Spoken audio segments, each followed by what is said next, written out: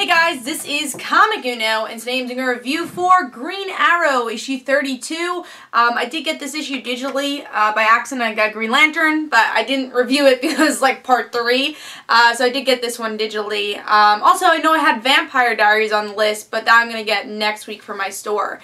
And I didn't want to buy that digitally because, I mean, I like Vampire Diaries, but not enough to buy it twice. So yeah, I did get Green Arrow, and we're going to talk about it. But before I start talking about Green Arrow, I just want to give you guys a couple updates. First update, of course, I have Comic Uno episode 51, and that's a show where I review all the comics I read this week in one show, and here are those exclusive comics. We got Grim Fairy Tales issue 98, and also I'm going to have an in-depth review on Frontline for this, Comic Frontline, Tiny Titans Return, their Return to the Treehouse issue 1. This is a mini-series, so I will have an in-depth review on Frontline for that also. They'll be part of Comic Uno episode at the same time. Also, I do have some sad news. My grandmother did pass away this week, so I just want to tell you guys that. First of all, because I want to dedicate these videos to her for this week, and also, just to let you know why I won't have videos up this weekend, live shows or anything. I know I canceled Media Madness because of it, so that's the reason. I still did the video reviews. I know a lot of people, and I thank a lot of people for saying, hey, just take a break for the week. You know, it kept me busy, so I wanted to do the reviews. I always feel guilty when I don't do reviews, so I wanted to do some of my comic reviews.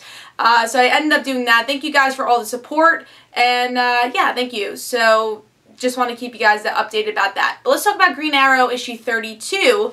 Don't have the comic with me. It's a little bit too much of a hassle to go on the iPad, so I'll just go talk about it. I'm going to always say with Green Arrow New 52, it's a good series. It's just not my Green Arrow, and I know, you know, I'm not going to be like a fangirl saying, oh, it's not my Green Arrow, I'm not going to read it. And that's why I am reading it, because I think it is a good story. But at the same time, I do like the family aspect of the Arrow team, which we don't have. We have these little two workers, that, you know, sidekick people. We have Diggle in this issue, but it doesn't feel the same. I don't think they're really that characterized, and they're not that developed for me to care about them. So I hope throughout the story arc we'll see a little bit more development for me to care about these characters. And I also think the series is very dark.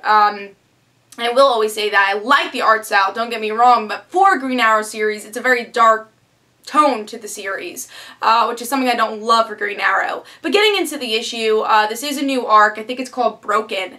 And we get to see Green Arrow's back in Seattle, and Seattle is broken. It's falling down because of Red Dragon, and Red Dragon wants revenge from Green Arrow because he killed his father as, I guess, a little kid. He saw him die. It was a couple of years ago when he was working with Diggle.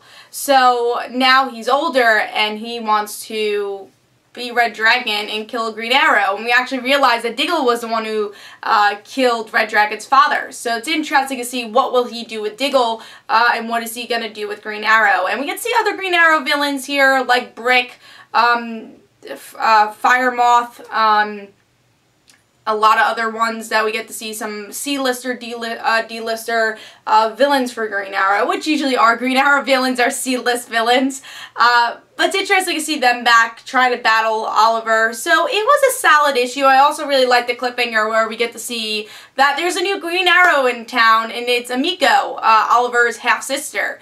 So I'm glad that they're utilizing her character. I think that's a character, and that story arc was a lot better than the previous Green Arrow story arcs, because they were out of Seattle, and it felt a little bit more Green Arrow-ish, or at least it was so much, so different from what we know from Green Arrow.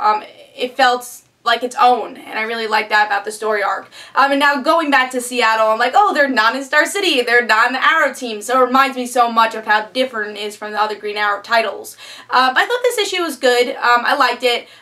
It's a cool beginning. I had some boring parts, I think, especially again with those two members of the team. I just haven't gotten into them. Diggle I like because of the TV show, but I think they need to develop him a little bit more here too. So I'm going to give it a 3.5. I thought the story was overall good, a good cliffhanger, and made me intrigued for the next issue. So 3.5. Hope you guys enjoyed. This is Comic Uno, and guys, don't forget to follow me on Twitter for Comic Uno and the Rant Situations, and don't forget to like my Facebook page, and I'll see you guys later. Bye.